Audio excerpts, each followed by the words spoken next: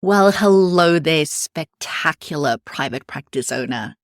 My name is Gerda, and you are listening to the Private Practice Success Podcast. And this is episode number 30. Today, we're going to talk about margins that matter. And my goal is for you to know at the end of this episode exactly which these three margins are and what you need to do in order to not just know about it, but to actually master it. So let's get started. Today, we're going to look at three specific margins. And I selected these three because these are three that I see people getting wrong all of the time. The first margin we are going to look at is the percentage wage to sales. This is particularly important for you if you have an employee model within your business. The second margin we're going to be looking at is cost of goods. Now, when you are in a service business like we are as allied health professionals, this refers to your contractors. So if you've got any independent contractors on your books, then this is going to be a really important margin to look at. And finally, the third margin we're going to be looking at is your net profit margin. And all three of these are of equal importance. And if you don't get the first two right, you ain't going to get the third one right. Alrighty. Let's get started by looking at the percentage wage to sales margin. Now, what does this even mean? So, as I said earlier, this is for you when you have an employee model. When I say employee, I'm now talking specifically about clinicians. So these are your employees that are doing the billable work within your business. Okay? They are the ones generating the revenue that you're going to use to pay them and pay all of the other operating expenses. So here we are looking at two numbers. We are looking at, let's say, if you pay your clinicians on a fortnightly basis, for example. So in that fortnight, this employee is going to be billing X amount of work. Let's say, and I'm just making these numbers up, let's say they billed $5,000 over the course of the 2 weeks in billable revenue. So that is money that clients are paying your business, all right? But in that same 2-week period, you've also paid them X amount of money, right? So let's say if their wages for those 2 weeks were $2,500, that means that you've paid them half of the money they generated, which means that their percentage wage, which you paid them, to sales, which is the revenue they generated, is sitting at 50%. Now, I use those numbers because it makes the maths easy, because I'm doing all of this in my head. All right, so that is this first margin, percentage wage to sales. So what percentage of the billables are you paying your employee that's doing the clinical billable work? All right, so that is the margin that we're looking at. Now, why does this margin matter for you as the business owner? Well, wages are typically one of the largest expenses in your business, okay?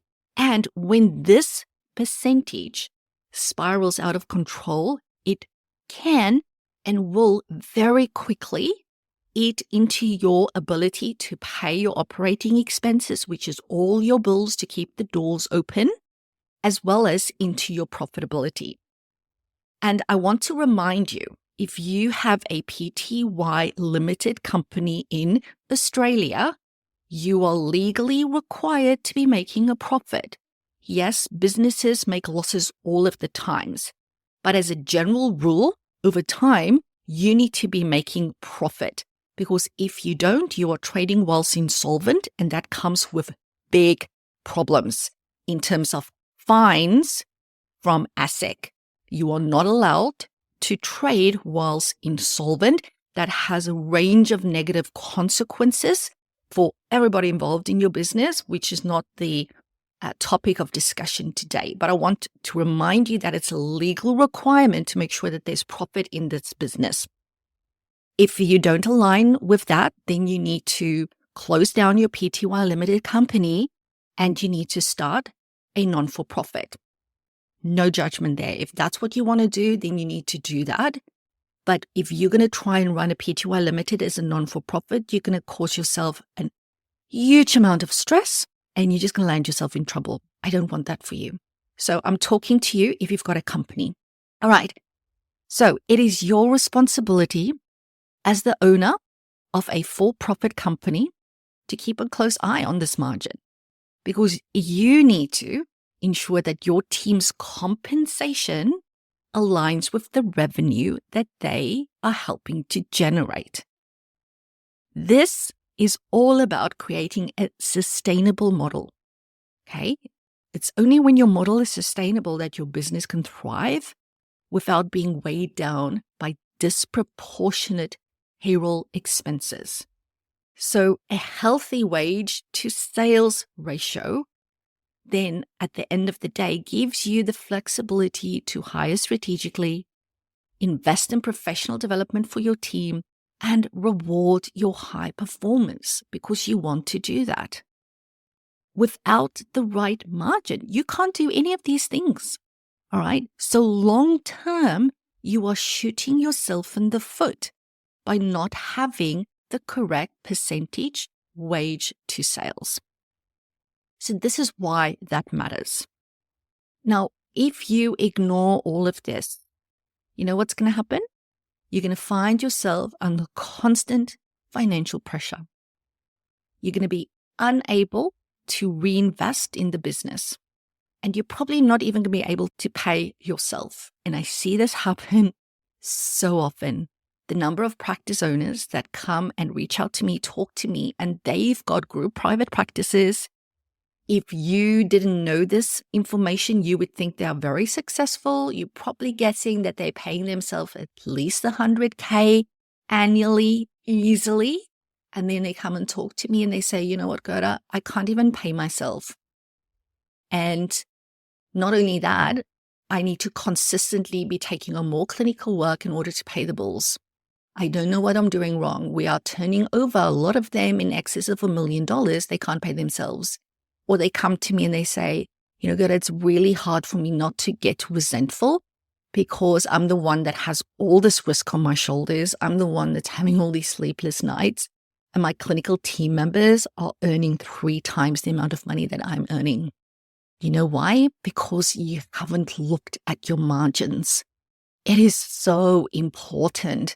And if you don't do this right from the start, it's really hard to correct and it takes time. It's not impossible, but it takes time and effort. It can be turned around, but it's not easy. So really you want to get this right from the start. So what happens at the end of the day if you don't do this is you will, I can guarantee you this, end up being stuck in a cycle of just working harder and harder to cover your payroll and your bills. And as I said, this often leads to resentment and this leads to practice owner burnout. And then it becomes really difficult to get off that hamster wheel because if you do, everything falls apart. And then you let your entire team down, you let all the clients down, and practice owners can't allow themselves to do that. So they just keep going. They just keep being resentful, burning themselves out, taking out additional loans, lines of credits, extra mortgage, all in silence. Nobody knows about this other than them and their significant other, and they carry all that stress with them because they haven't mastered this very, very important margin. And let's be honest, I am pretty sure that this is the opposite of why you started this business. 9 out of 10 people I talk to, and I ask them, why did you start your private practice? And, for now, the majority of business owners in allied health are female business owners. And they all tell me that they started it for flexibility, to have more time with their kids, to have more independence. And when their business is successful, they go, oh my goodness, I can expand. This is so fulfilling, this work that I'm doing. And then they expand into a group private practice. And they are taking one little step at a time. And they're going, I can't afford business coaching. I can't afford to pay an expensive business consultant to help me. So I'm going to ask all these questions in Facebook groups and do some research. And they make decisions that they think is the right decisions at the time.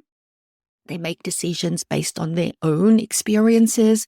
Maybe they've worked at a group private practice where they felt taken advantage of as a clinician, and they go, I'm never going to do that. So I'm going to do the complete opposite, and I'm going to totally overpay and overgive because I want to make right the experience that I had. And then 5 years in, they're talking to me and it's like, I don't know how I got here. It's like, this is just crazy and I don't know how to get out of it. And I'm just stuck. Gerda. I don't know what to do. This is why I'm doing this topic today. Because I want to warn you, if you're new to group private practice, this happens way more than you think. If you're listening and this has happened to you, please know that you haven't failed. You're not the only one this has happened to. There's nothing to be ashamed of. Okay. And this can be fixed. And I would encourage you to fix this. So what do we want instead? We want a clinical team and admin team for that matter that is fairly compensated. But at the same time, you want to make sure that your business can pay its bills. In other words, that you are operating whilst solvent and you're making that profit. It doesn't have to be either or. It can be both. All right. And this balance then allows you to focus on growing the practice, on building a positive workplace culture where people love coming to work. It's about creating financial stability, not only for your team, but also for the business. Because if you've got a financially stable team, but the business aren't financially stable, it's not going to last. It just ain't going to last. The day's going to come where you're going to have no choice but to close your doors because it's just impossible to keep going if these margins isn't working out. And you know what happens then for a lot of practice owners? They just close the doors. It's like, I can't do this anymore. They can't sell that business because it wasn't profitable. And there's a lot of people that lose out. I'm talking clinicians and clients, the general community, when practices close their doors. And then the business owner is sitting with a lot of shame, a lot of unspoken shame. I don't want that for you. I want you to feel in control of your finances instead of you being controlled by them. And it starts by taking off those rose-colored glasses and going, what is my percentage wages to sales within my practice for each individual clinician that does billable work? Do you want to know what the answer is to that? Because I'm going to share it with you.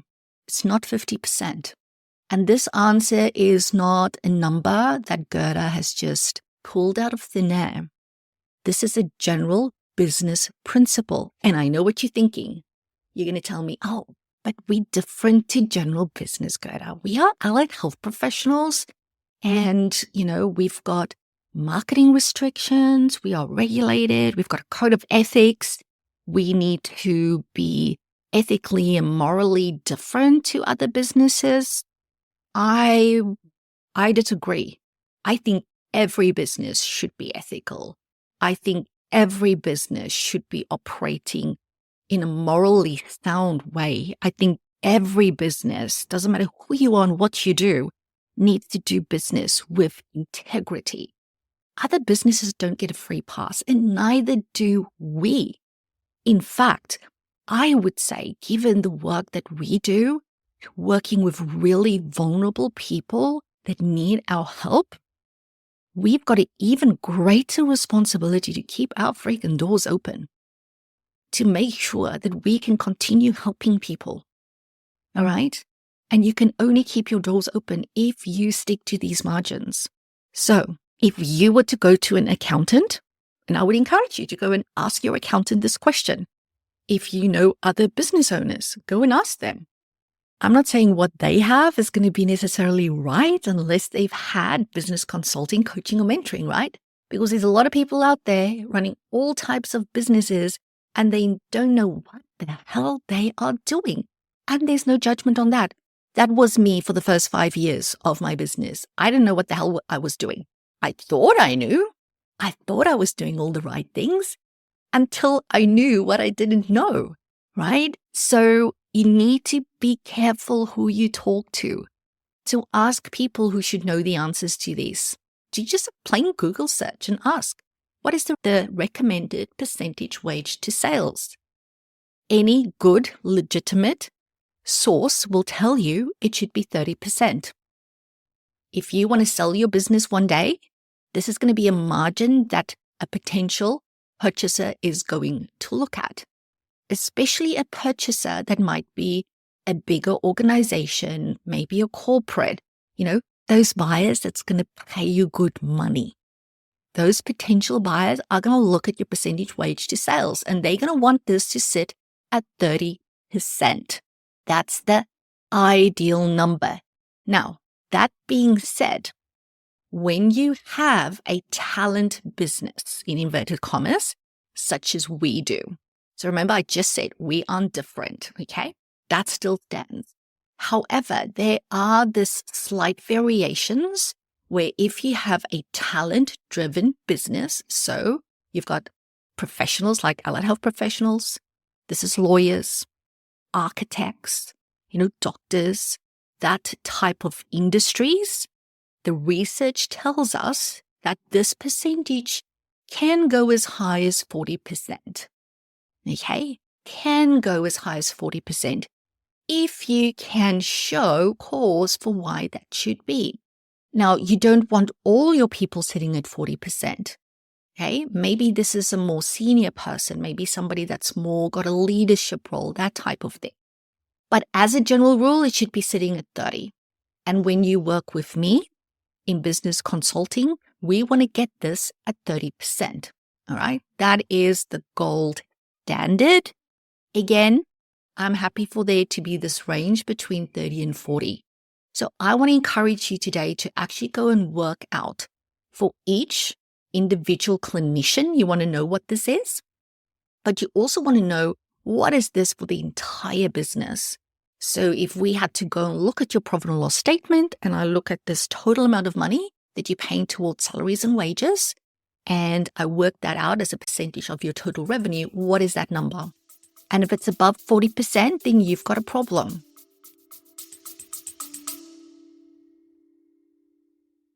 Quick but very exciting side note. Doors to Ignite Your Practice 2025 is now open.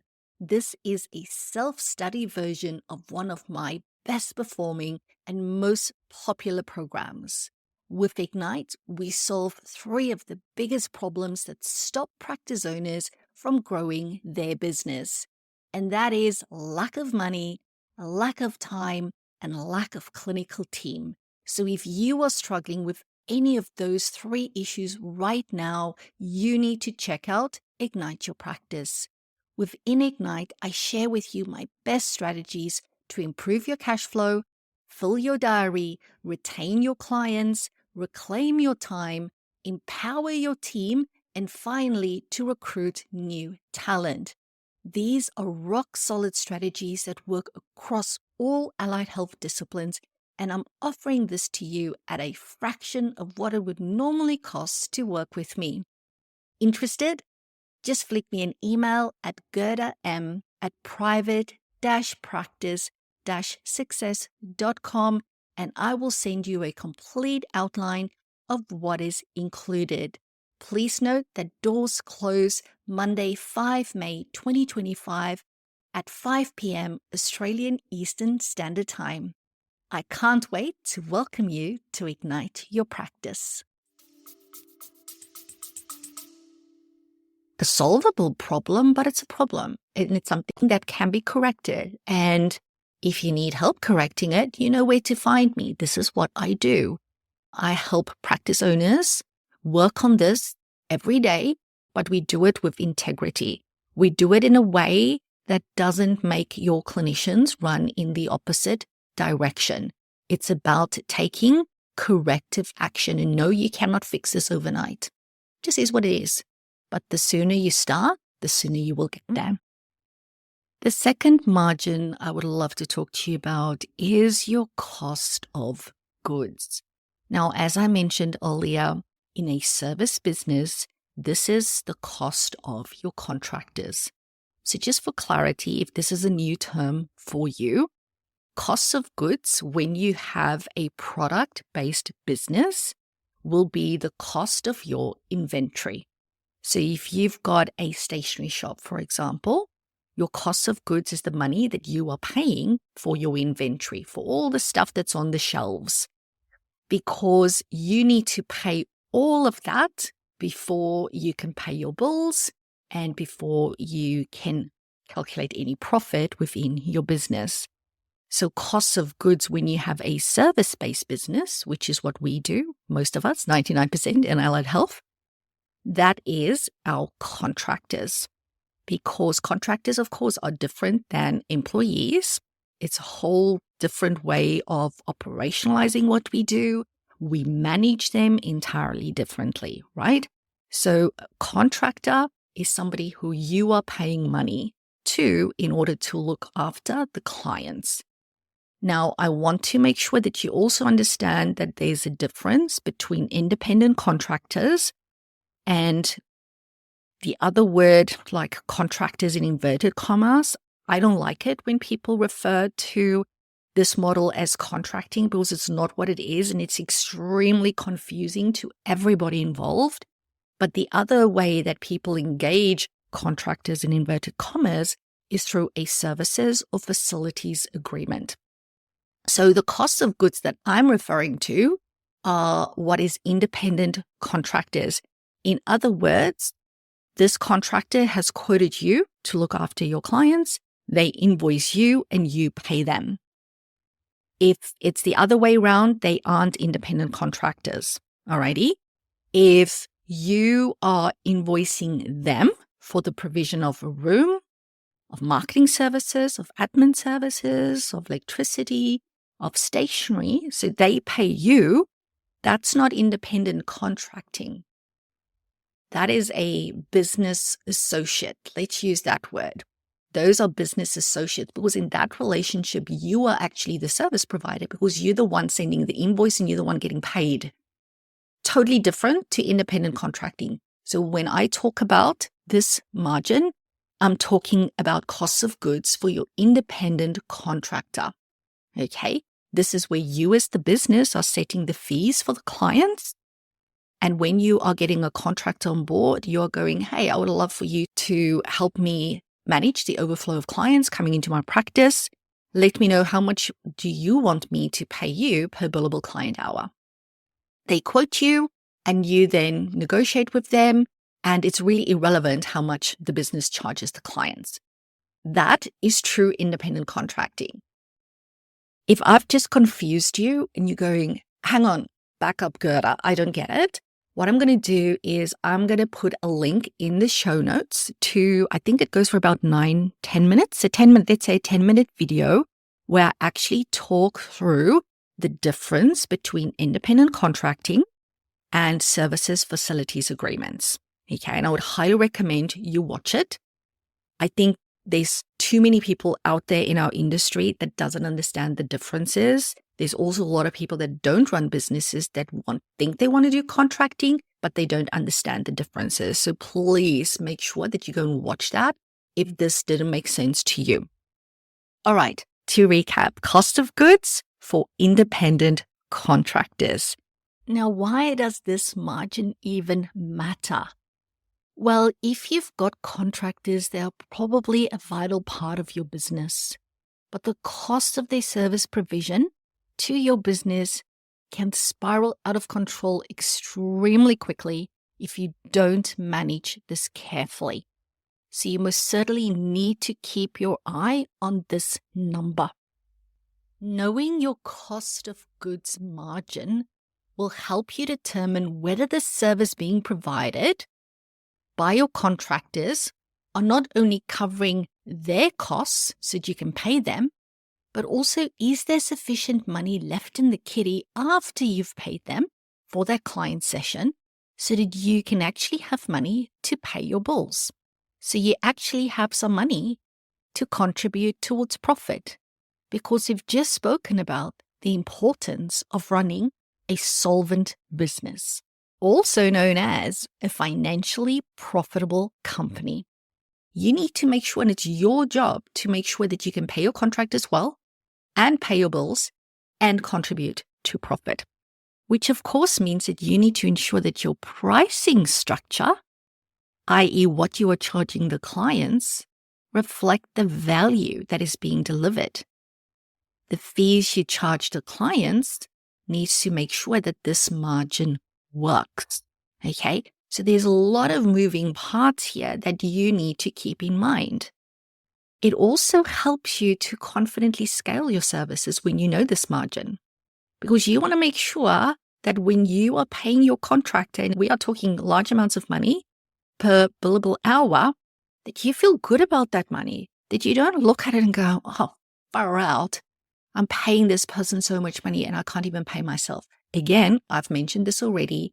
This happens with contractor models as well. I hear this even more with people that have contractors than people that has employees, where they go, my contractors are earning 3 times what I am. I can't even pay myself because all the money that's going there. And given the recent changes to the contracting landscape, if you've got contractors that are doing mostly therapeutic work, you most probably need to pay them super. So there's a lot of additional considerations here. The way that we manage our contractors has significantly shifted over the last 18 months. There's been a lot of legislative changes. There's new ATO rulings. You need to make sure, because this is your responsibility as a business owner, if you've got even just one contractor on your team, to make sure that you know what those changes are. And if you're going, far out, I've got no idea, Gerda, that's perfectly fine. I know firsthand what it's like to be so stuck in trying to keep all the balls in the air at your practice that you often aren't aware of stuff like this that is happening out there. But that's why I'm here to remind you. So last year, July, it's almost, it's now end of April, it's almost 12 months. I did a webinar on changes to contracting from an allied health perspective within our industry, looked at what those changes are, what those rulings are, and how we have adjusted what we do at my group, private practice, to accommodate that. So if you are interested in watching that training, I am happy to make that available to you at 25% discount. And yes, I'm charging you for this because this went for almost 3 hours. And I always want to be mindful of other people that is paid to see that and be respectful of that. But if you've listened this far into this episode, thank you so very much.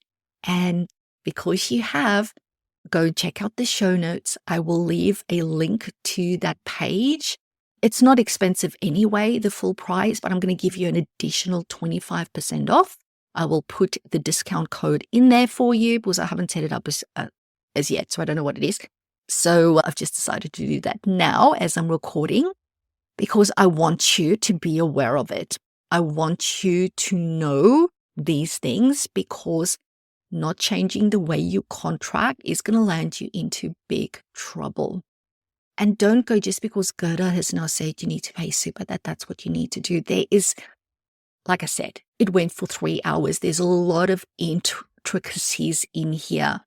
And before I ran that webinar, I actually spent 9 months and thousands of dollars consulting with my lawyer around these changes. And we had many a robust discussion in terms of going, what applies, what doesn't, how do you do it, how do we do this in the right way? Oh, there's so much stuff that goes into it. Again, there's 3 hours of conversation, and this is not just chatting. Anybody that's watched it will tell you it is very much actionable content. We actually take you through very specific examples of this is the thing, the task, let's say, or the job that somebody needs to do. How is this different for a contractor versus an employee? How would you do this differently for a contractor versus an employee? It's very, very specific examples. And I actually presented that webinar with my practice principal because she is on the ground working with the contractors and working with the employees. So I've got a hybrid model at my group private practice. We've got both employees and contractors. So we were really able to talk you through how do we operationalize it differently for the different clinicians? How do we make decisions differently?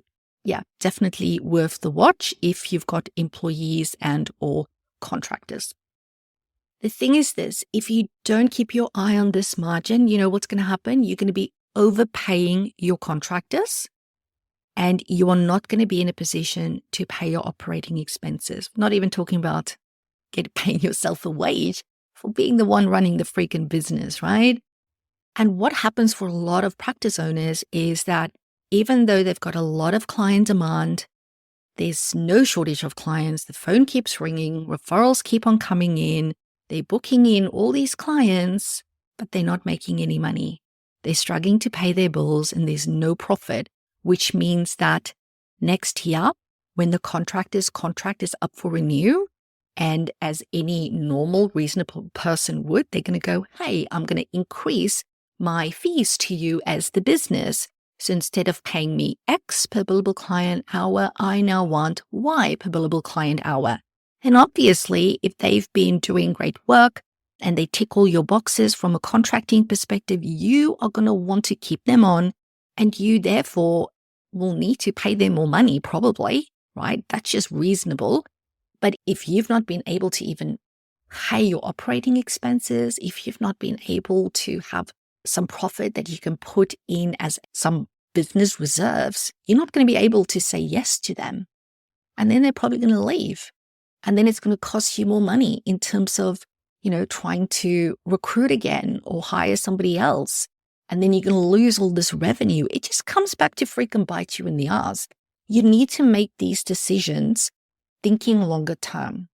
You need to start at the right place.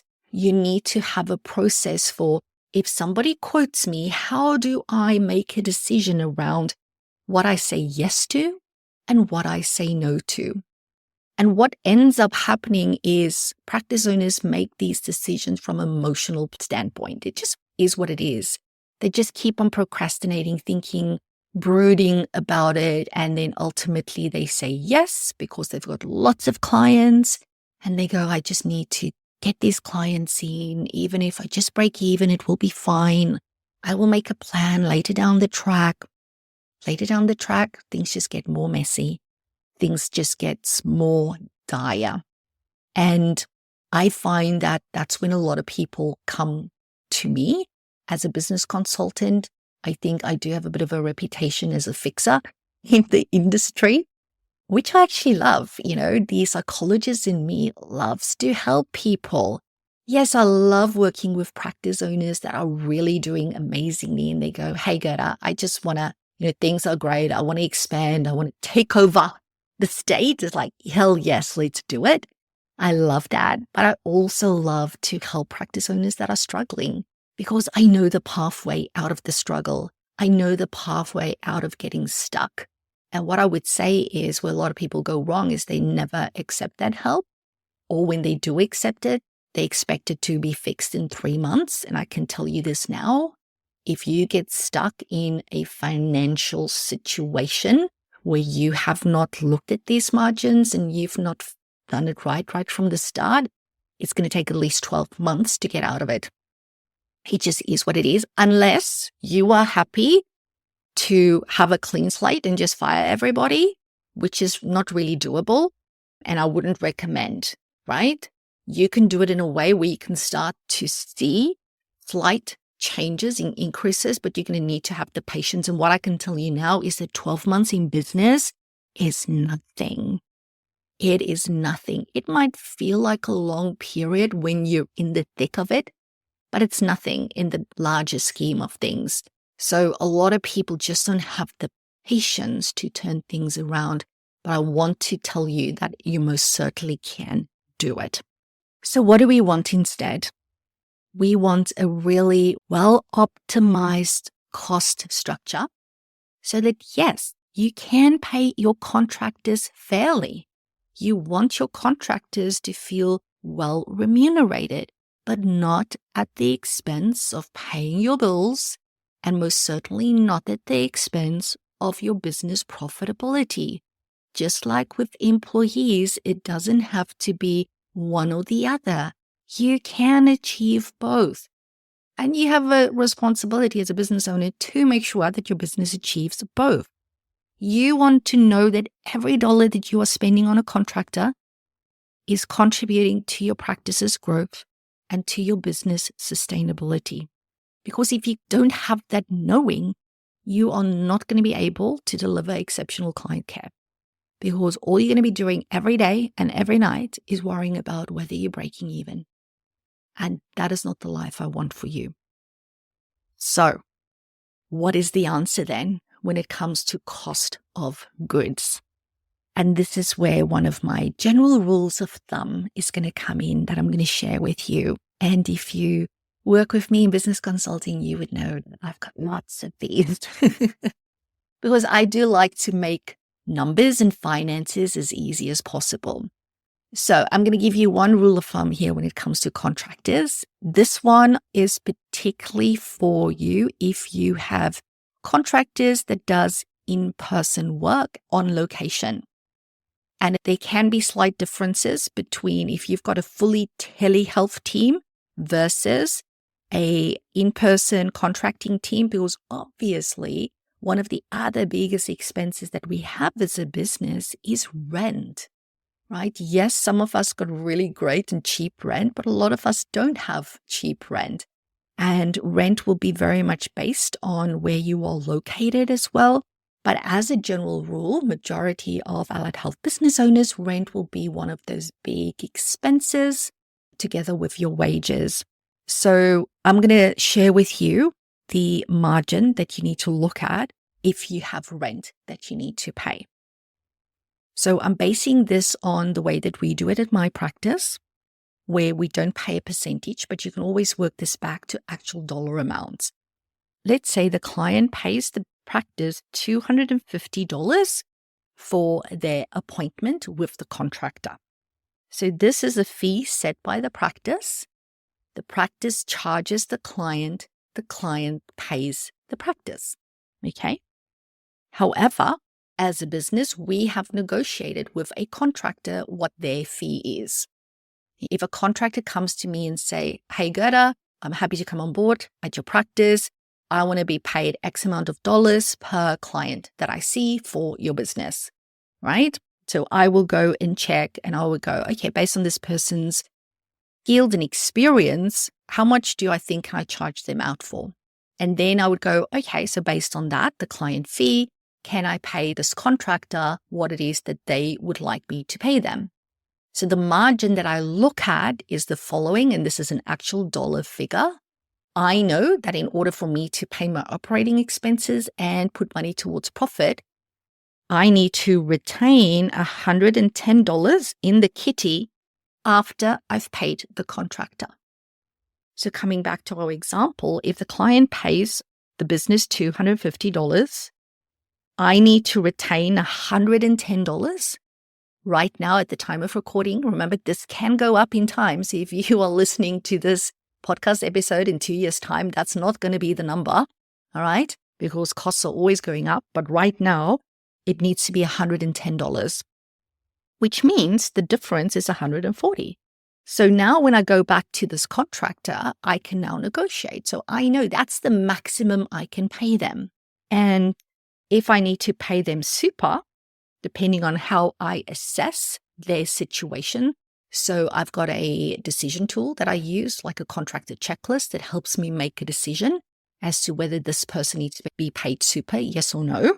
I would go, okay, let's say for argument's sake, I determine that this person needs to be paid super. Then I know that $140 needs to be inclusive of super. So I can go back to them and say, hey, this is what I can pay you.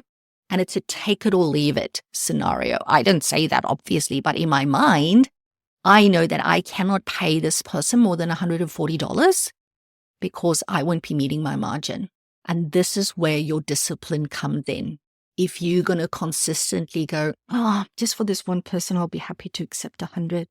Or just for this one person, I'm gonna take 95. Or for this one, I'm gonna be happy with 105 because I'm feeling desperate. No, that is all shooting yourself in the foot.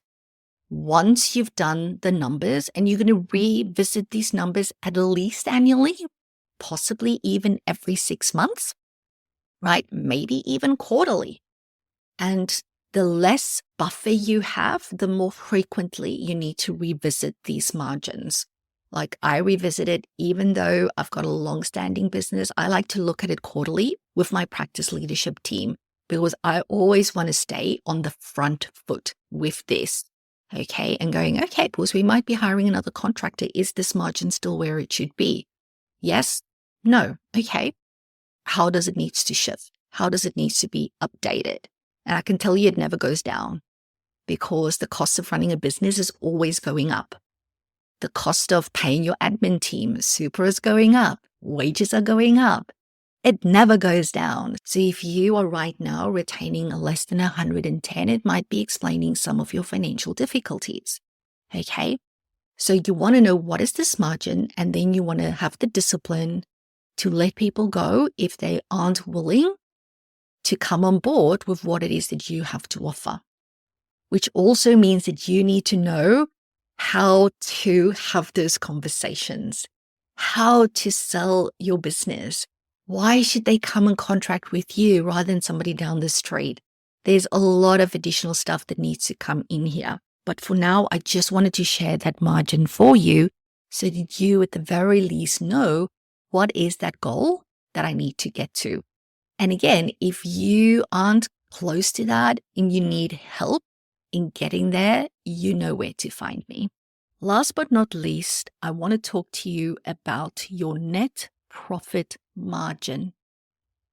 Concerningly, when I speak to people about their net profit margin, they often give me a dollar amount. And then I need to go, no.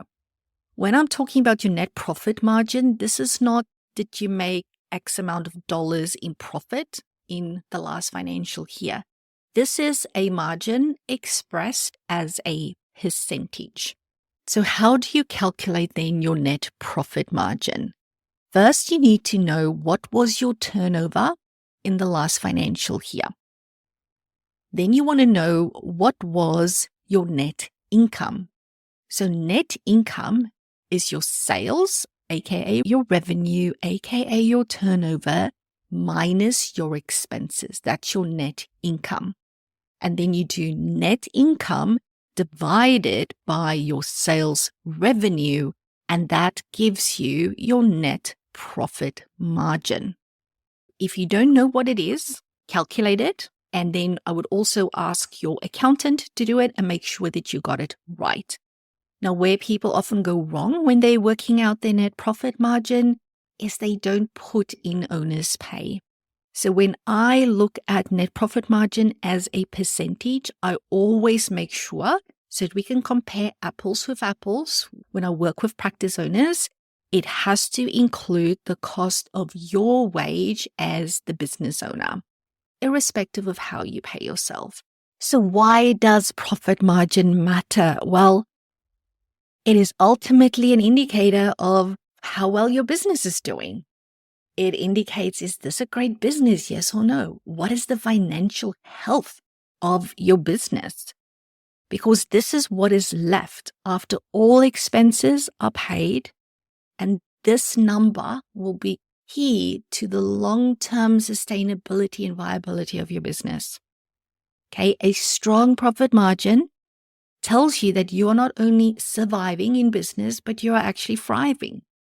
And it's only when you have a thriving business that you will be able to reinvest back into that business. Whether that is expanding into a new location, doing outreach, maybe adding a new arm to your service offering. This is the money that allows you to do even more good in the world.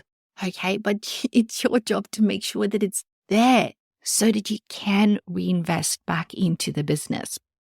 It's also important for you to have profit so that you can reward yourself as the business owner. And that's where dividends come into play.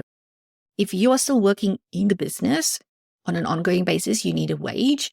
But as the person that accepts and takes all the risks, as being the business owner, i.e. the main and potentially only shareholder in your business, right? Most shareholders expect to get something. Like, I'm a shareholder in Queensland Rail.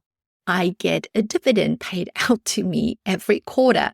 Needless to say, it's not a lot. But, it's like shareholders expect to get something. And if you are the only shareholder in your business, then you would expect to get something. Even if it's $100 a quarter, you need to expect to get something out of it. And the profit margin helps you to get a dividend. This margin, very importantly, therefore gives you the freedom to make really important strategic decisions. As I said earlier, such as expanding your business, maybe hiring more staff, taking some time off from your business without the constant stress of financial uncertainty. And also, if we think about what happened to the whole entire world end of 2019, 2020, businesses that went through COVID successfully were businesses that had financial reserves. There are businesses right now, practice owners that I speak to, that are now in 2025 still struggling to recover from the consequences of COVID because they didn't have financial reserves. They had to take out second mortgages. They had to take out line of credits. They had to take out personal loans in order to keep paying their team because they are such heart-centered, fantastic humans that they did not want all of those shutdowns. And I'm talking particularly a lot of Melbourne-based, Victoria-based practices, didn't want it to impact their team members. And as a result, they are still today in 2025 in a deep, dark financial hole. And I'm not making this shit up. Okay? I'm not. You don't know about it because there's a lot of shame attached to it. And I get to speak to people in confidence when they reach out to me. And this is why I will never stop doing the work that I do, because I get to help practice owners like that, practice owners that really want to do the right thing. And a lot of the times that is where they end up. And it's my job to go, okay, let's fix this. Let's get you through this. Let's get you out of this deep, dark hole. And let's learn how to run a business where you can look after your team and not all, and look after you instead of you being stuck in this place where you're stuck right now. So profit margin allows us to build up those reserves so that when crises like that hit, and they always hit unexpectedly, that you will be okay. You have a responsibility not only for yourself, but your entire team to do that. So what happens if we ignore this? If you ignore your profit margin, you will constantly feel like you're running on empty. This is those businesses that bring in a lot of revenue. They don't have profit, and it feels like, doesn't matter what you're doing, it's just a tireless spiral of zero reward for a shit ton of effort. This leads to burnout within business owners, dissatisfaction, and ultimately questioning, is this even worth it? The amount of practice owners I speak to that says, Gerda, it would be so much easier if I just go back to solo private practice because this is just too hard. It's not worth it. And these, again, are businesses that other people looking in would go, oh, goodness, I wish I could do that. I wish I was there already. But meantime, back at the ranch, it is not a profitable business, which means that the practice owner is like struggling, is like, why am I doing this? right? When all I'm feeling is resentment and burnout. Why? And I get that. So we need to readjust things. Again, like the other two margins, this can be fixed. Again, like the other two margins, we can't fix this in a day or in a week or even a month. It takes time when it comes to financial margins, but it is doable, but you need to have a clear pathway out. So what do we want then? We want a thriving profit margin, not an unreasonable profit margin. This is not me saying be greedy and put yourself first at all costs. No, remember, it's not one or the other. It is, we can have both. Okay, that now make me think of that bloody taco advert. Why can't you have both, right? Soft tacos and hard tacos. I am a soft taco girl. I'll just put that out there. But you can have both. And that is what you want. You want the freedom to, yes, pay your team well, pay your contractors well, but also have the ability to build up your cash reserves and reinvest back into your practice and reward yourself for the hard work that you are doing as the business owner. This is about creating a business that not only supports the clients and the team, but also you as the business owner, and getting that done both financially, emotionally, and professionally. So what is that margin then that we want to work toward? Now, within my Private Practice Success Academy, we do a practice pit stop with all our members every 8 weeks. And as part of our pit stop, we do an assessment of all the growth drivers. And one of the growth drivers we look at is profit. And we have, ways of assessing those. So I'm going to share what the margins are that we like to work towards. So if we look at profit and we go, what was our profit over the last month, 2 months, whatever period we're looking at, we ask ourselves, is profit margin a problem, a weakness, a strength, or a superpower? So your profit margin, this is a percentage. Remember, it is a problem if it's 0% or less, because that means you're not making any freaking profit and you are running at a loss. So that is a clear red flag. Okay. It would be a weakness if it's under 10%. Now you might think, 10% is not too bad, Gerda. Yeah, it's not too bad, right? It's good. You might be doing better than a lot of other people, but it's still considered in my books a weakness because it's a very slight margin. It's like something can go wrong easily and you can be in the red. Okay, so we want a bigger buffer. So it's still great, you're making a profit, but we still call it a weakness. Your profit margin is a strength if it's above that 10% number. So anything from 10 to 30%, and I know that's a big range, is still considered in my books a strength.